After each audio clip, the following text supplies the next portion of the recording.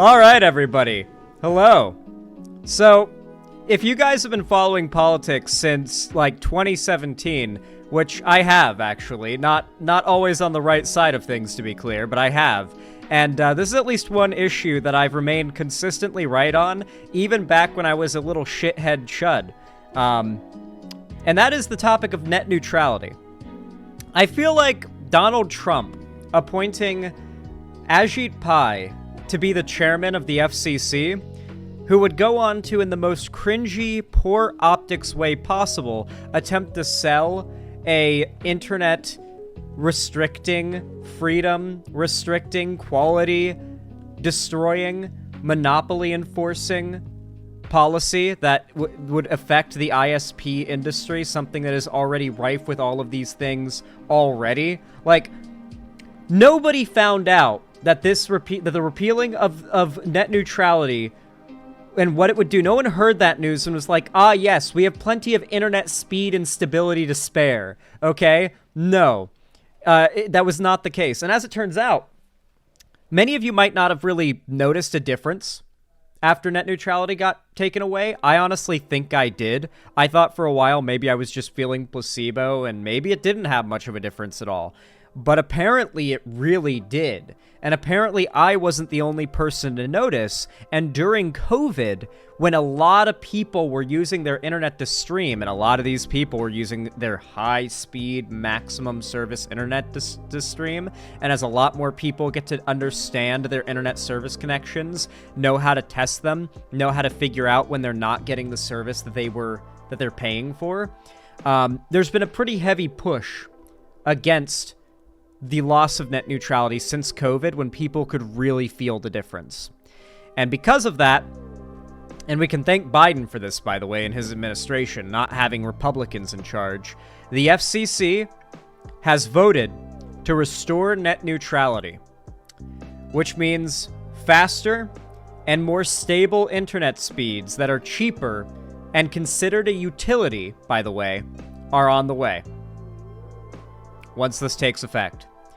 By the way, part of what losing net neutrality meant was that internet was no longer considered a utility, meaning prices went up massively, the required stability went down substantially, meaning that you might have noticed since the loss of net neutrality, your internet will just regularly cut out for no reason, a lot more than it used to. Because, like, before it would be, I don't know, like a station somewhere got fucked up and they needed to do repairs or reset something, and it was usually a brief and rare thing. Nowadays, it feels like they do the internet equivalent of rolling blackouts, depending on where you live. Like, have you guys ever... Yeah, you guys get what I'm saying. Like, it feels like this was taken advantage of way further than just like, some streaming services end up having their speeds toggled for quality, you know, something like that. Like, that was, I feel, the best case scenario, it turns out. And what actually happened was we have been slowly frog-boiled by these ISPs since 2017, and a lot of us haven't even really consciously noticed how bad our internet service has gotten compared to how it used to be. Even though internet in general has gotten stronger, better, we have better speeds, we have better infrastructure, the actual quality of service has dropped for what we are paying for. And that is something we barely noticed in a lot of ways. What is net neutrality? I just got here. Well, we're about to find out. But to really simplify it, net neutrality was basically a set of rules the FCC put into place and enforced that mandated that ISPs don't show favoritism in the amount of data streaming capacity they afford users based on what websites they're using. So let's say they're using Netflix, but the ISP is in some, like, the same pocket as, like, Warner Discovery or something.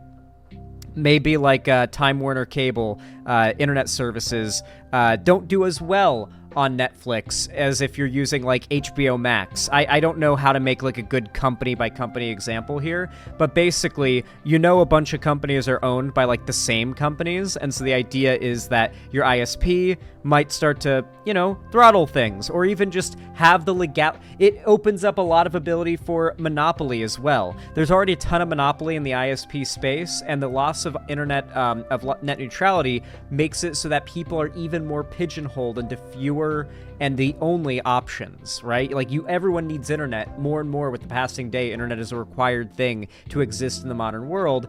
And yeah, Xfinity is the worst of them, which is where Ajit came from. Exactly. That is a perfect example. Like Xfinity getting away with what it can in many places.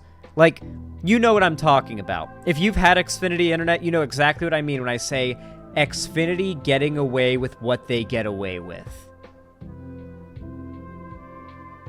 That shit was because of net neutrality. Now, I've got really good Xfinity internet because I literally house shopped with stable, strong, available internet as one of the, as the form front thing I was looking for, okay? Like, I would have gotten a place with one less bedroom or bathroom in exchange for, better internet.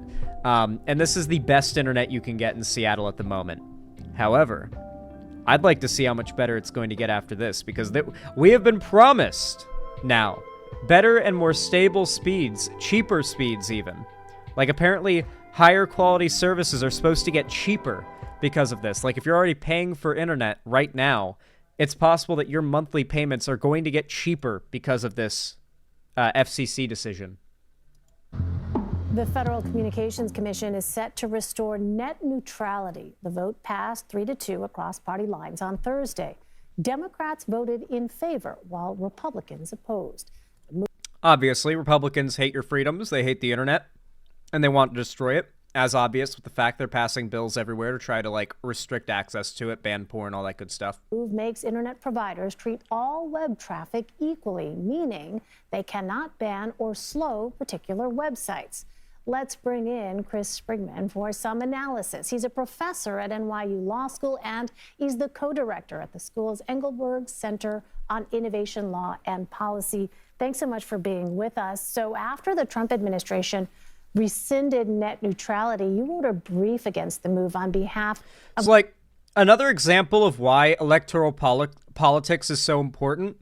Even if you don't like the two old wrinkly fucks running against each other at the forefront of the political race, you have to admit one party actively goes out of its way to proudly show you the ways in which it is going to try and destroy your lives, while the other is actively opposing those motions.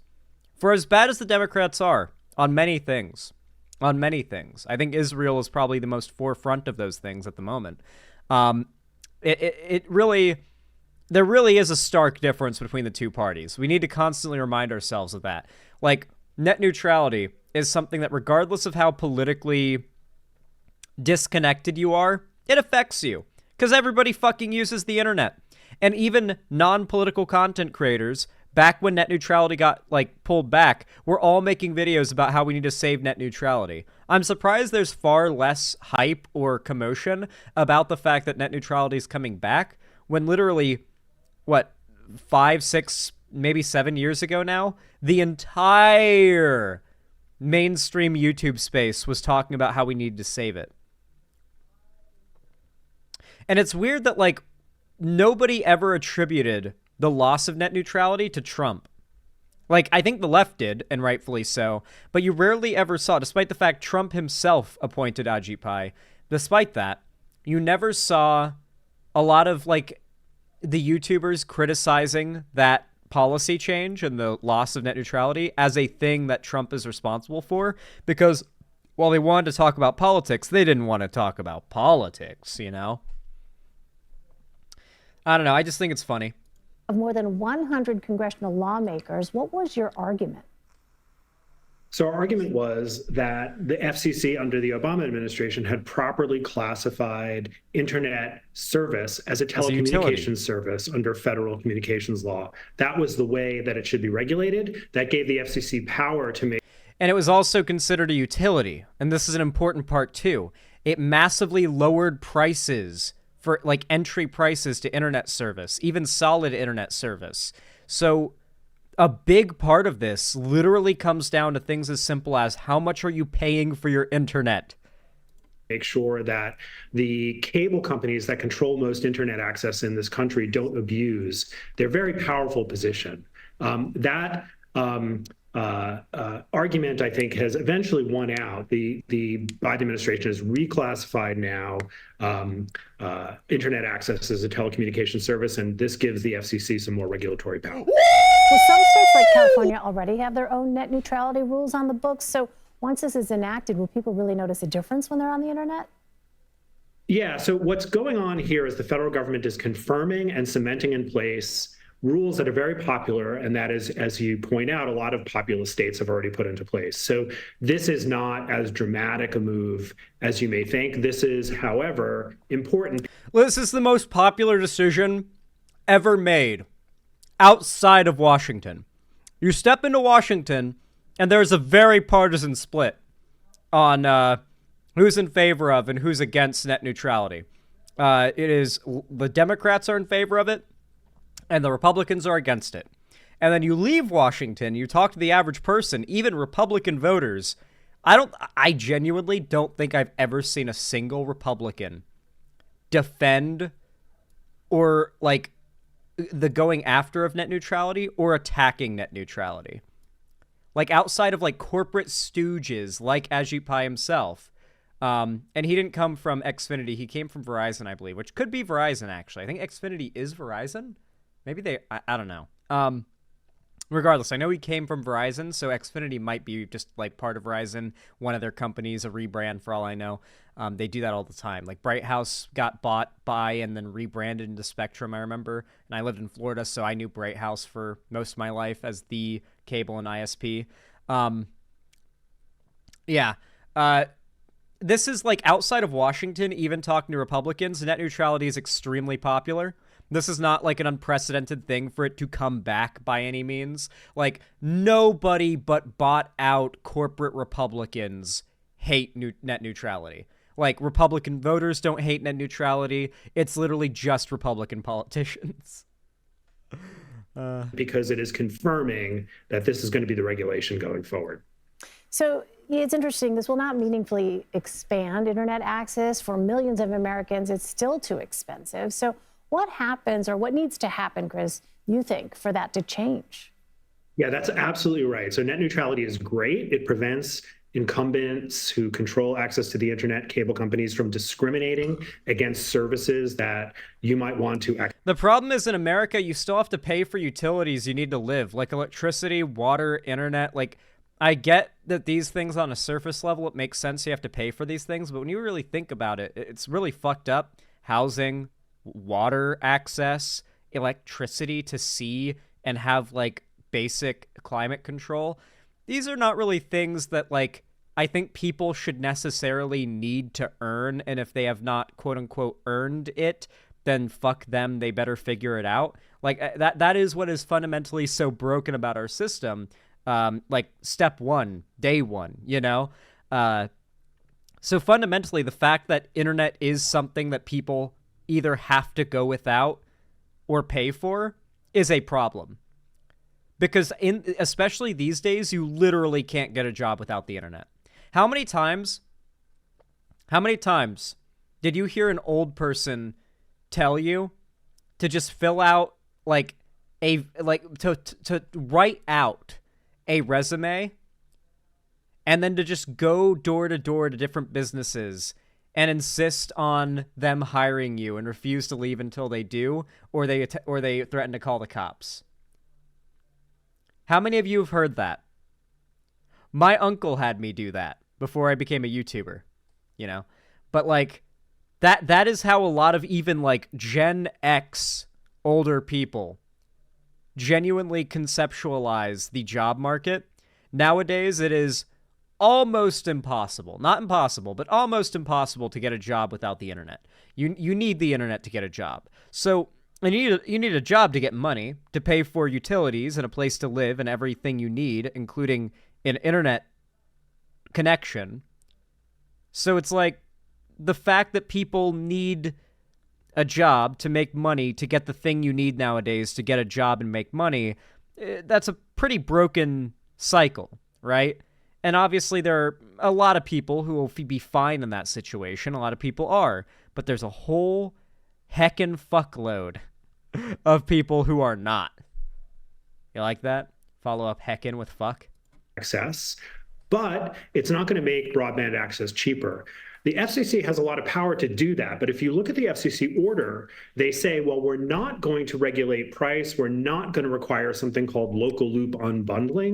He made you threaten to call the cops? Your uncle is a... Okay. Gamer man, you are the only person in chat who interpreted what I said that way. Dude, I hate telling stories sometimes because there are people who will half listen and then confidently assert that something they half heard or think they half heard is like what was said, and then state that is what they heard. No, I said you go in, you refuse to leave unless they hire you, or until they threaten to call the cops, right? Like, I want a job. No, we won't hire you. Well, I'm not going to leave till you hire me. Well, we're not going to hire you. Well, I'm not leaving till you hire me. Well, we're going to call the cops. Okay, have a good one then. Basically that, right? They disclaim the intent to do the things that could make broadband cheaper. Now, maybe one of the reasons for that is they see competition coming from so-called 5G mobile services, which actually can be used in many areas to provide quite speedy home internet access. So the FCC can do a lot without regulating prices or mandating network access. They can do a lot to ease the entry of those 5G providers by, for example, reallocating spectrum and redoing rules to make spectrum usage more efficient, more effective. Maybe that's what they have in mind. We'll see. All right, more to come. Professor Chris Sprigman. Baller. Dude, this is huge. Net neutrality getting taken away from us was like something that I felt like at the time when like a couple months later nothing really felt different. I was like, I guess that was just sort of a boy who cried wolf situation.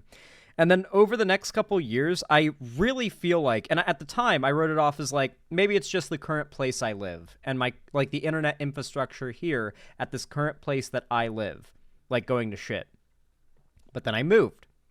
I moved from Hernando County to Tampa. The internet was spotty and shit there, too. With a good connection, good internet services. Spotty shit constantly going out, sometimes every other day. Usually at night. Like rolling internet, like, outages, it felt like. And that happened in Tampa. And then I moved back to Hernando County for a little while. Continued to happen there. And then I moved to California, had my apartment there, continued to happen there, moved into a different place in California, still happened there, moved to a different place, but this time up in Washington, still happened there, but because of like worse internet services, because it was the internet service there was shit anyway. And then I moved to where my next place in Washington, I moved again. I had to move around a lot because, you know, sometimes you can only get a 6-month lease. And once again, like the internet was a decent internet service. Like it was a good internet service package. I could run tests and see it's good internet service. But those outages, that lack of stability was constant. Like especially at night, there was like predictable outages. Like you could feel it coming in your gut too. You ever feel like the outages of your internet become so frequent and so predictable that you can feel it coming in your gut before it does? Like you sit at your computer and you're like, feel it deep inside that at some point today your internet's gonna crack out. No, it happens to me. Maybe I've just got like a sixth sense for this kind of thing. And I've noticed these problems becoming more and more consistent. And there was always like spottiness in internet service. I'm not saying this is like a new thing entirely, but it feels like it's gotten more consistent despite the high standard and price of internet paid for as time goes by, and as these companies have been able to get away with less and less FCC oversight. And so I genuinely think that from 2017, which is when the FCC took away net neutrality, the end of 2017, like probably I think it was like December is when it happened or something. From that point on, it really does feel like the average internet connection has just gotten spottier and spottier and spottier. Hotels hotels too. It feels like that's also been the case. It doesn't feel like anywhere I go in America, it feels like there's been a consistent drop in internet stability since the loss of net neutrality. And I am genuinely curious to see if just like a snap of two fingers, like, oh, what happened? This kind of thing just happens much less all of a sudden after these changes, after we get net neutrality back. I'm really curious to see if we're going to notice a difference now and be able to like track, okay, so that's the shit that the loss of net neutrality was responsible for. I see. We'll have to find out. Well, hey, if you enjoyed this video, please consider leaving a like. For those of you guys that don't know, it's basically like prodding YouTube to push my content in the algorithm, training it to recommend my channel to more people. So no matter when or where you're watching right now, every single thumbs up or like really does go a long way, and I really do appreciate it. Also, if you're watching right now and you want to see more from me, consider subscribing, ringing the bell icon, and turning on all notifications so YouTube actually tells you when I go live or upload a new video. And also, don't forget, if you want to support me financially directly and you've got the money for it, it really does help a lot, and I really, really do appreciate it. So you can donate, subscribe, or gift a sub if you can or want to on my website, xanderhall.com/live, or support me financially through YouTube, Twitch, Streamlabs, StreamElements, Patreon, buying merch through the Streamlabs link down below. And do not forget, I've got a free to join Epic fan Discord server. It is basically the hub of my community. I do watch parties, game events, call-in streams, and there was another thing that we do there too. What was it? Someone brought it up. Someone brought it up and I forgot. Oh, I also make my announcements. I make all my announcements for streams and uploads there too. So YouTube, if it's being unreliable with recommendations or like notifications, joining the Discord is the most reliable way to never not know when I go live or upload or am active online in general. So I hope to see you there, and I hope you enjoyed.